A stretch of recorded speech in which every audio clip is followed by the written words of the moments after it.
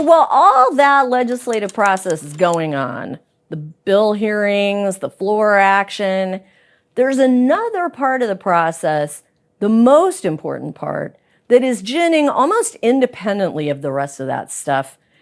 It's the state budget, the only bill the legislature is required by the Constitution to pass. And it's so big and complicated, I thought it'd be best if we talk to a specialist. So that's why I'm coming to see my friend, Eva. Hey, Eva. How's it going? Good to see you. So let's talk about the budget process.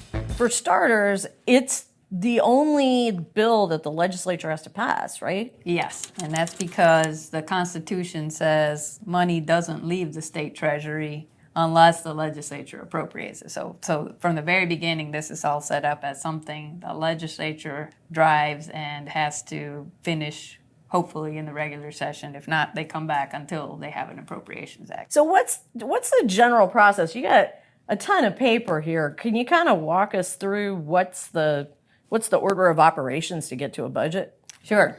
The Constitution says the legislature shows up in an odd-numbered year and meets for a certain amount of time.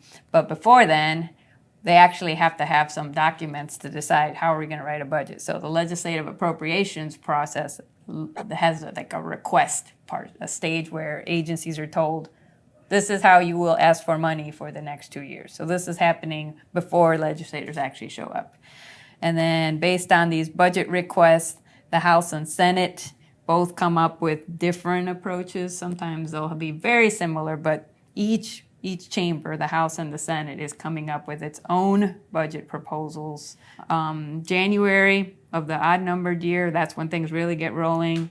The controller gives us a revenue estimate, again, constitutionally required to tell us how much money we're going to have.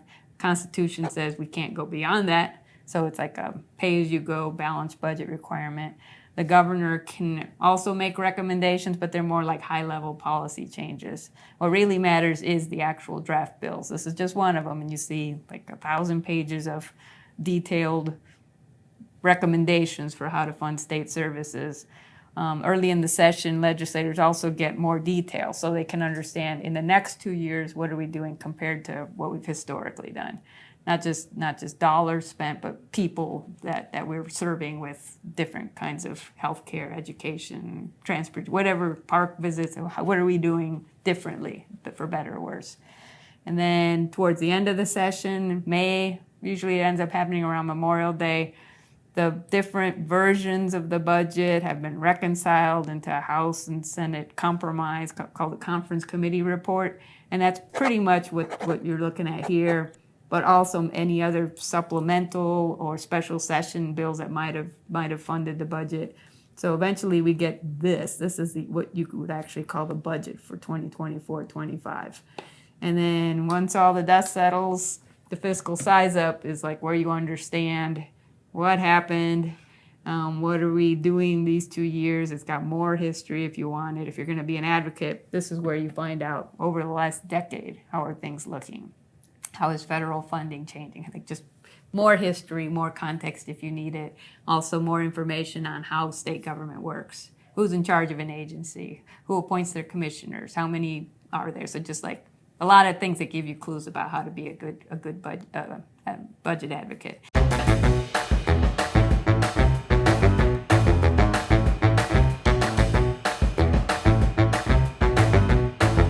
So you've been working on the budget a long time. About how long have you been working on the state budget, all told? Well, if you count the session that I worked in 1991, the representative I worked for was on House Appropriations, but he had just come off. He still wanted to be interested. So technically, since 1991, which is 33 years. What's changed in that amount of time? Well, one thing, again, going back to that first session I worked, just in this building, you could be here and not be able to hear the committee hearings, the deliberations about the budget, like the technology that exists now, to be able to get online and find out what is happening. That did not exist 30 years ago. So that's one good thing. This process is much more available to people, even if you're not in Austin.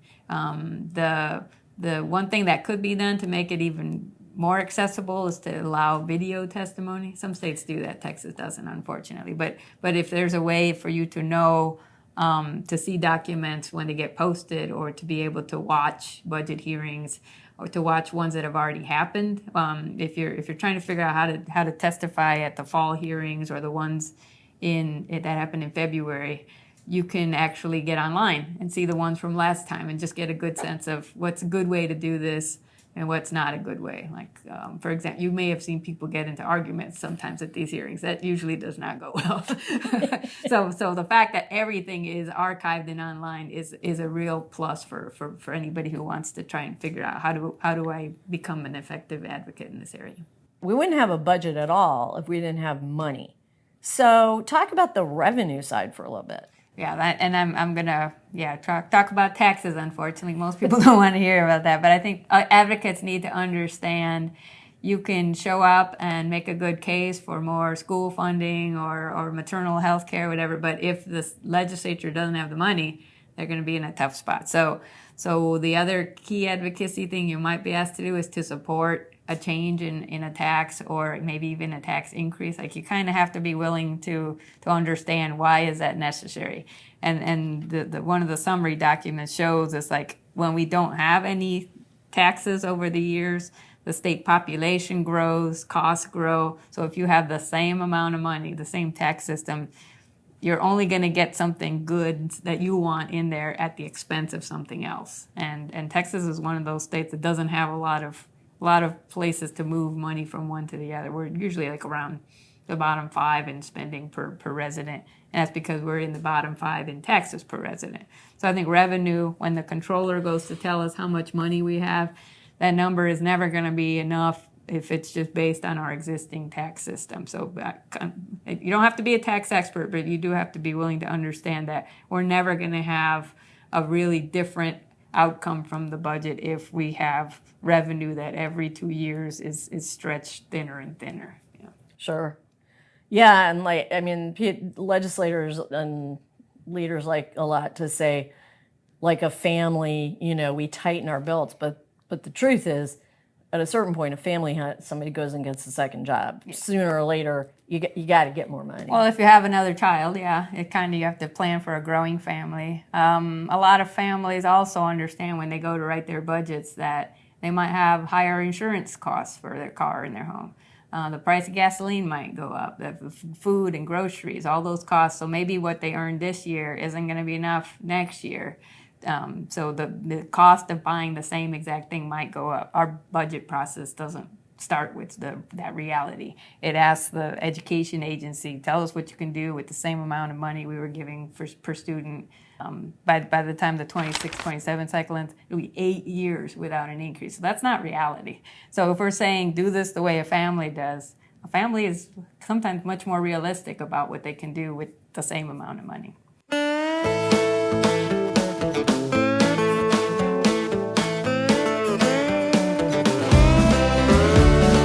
So, why is this fun for you, Eva?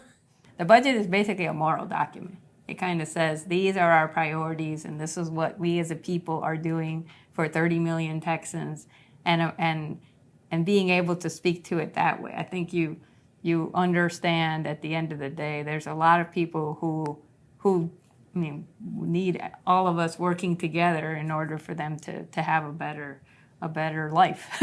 And the budget is a key part of that. Education and access to higher education, public ed, it's just like the cornerstones of democracy. So I don't think you can overstate that. It's like we need to make sure that everybody has kind of a good starting point, and then they can get a job and pay taxes and support the next generation. So if we don't do that, like, this is the one time every 2 years that we can kind of set the stage for a better Texas. But we can't do that if we keep cutting education and healthcare access. It's really hard as an advocate to think about where to insert yourself into the process. And, there's definitely advocates who work for years and years to get one rider associated with one strategy to do one little thing.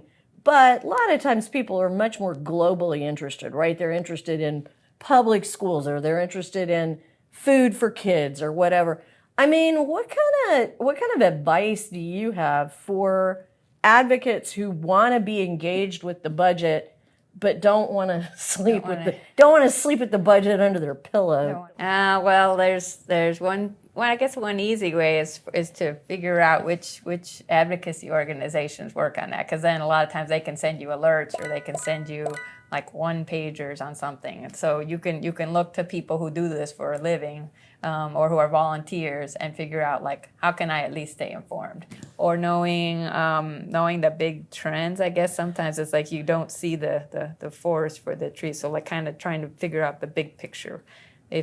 Sometimes it's easier for people to understand what happens locally. Like, what do I complain to my county commissioners about, or the city, or my school district? Sometimes people don't even know who can fix this. Yeah, right. So knowing like, okay, that's something to ask your state rep about, or that's something your congressman might be able to do. So understanding who does what is one kind of way to try and figure out at least like who is most likely to listen to me.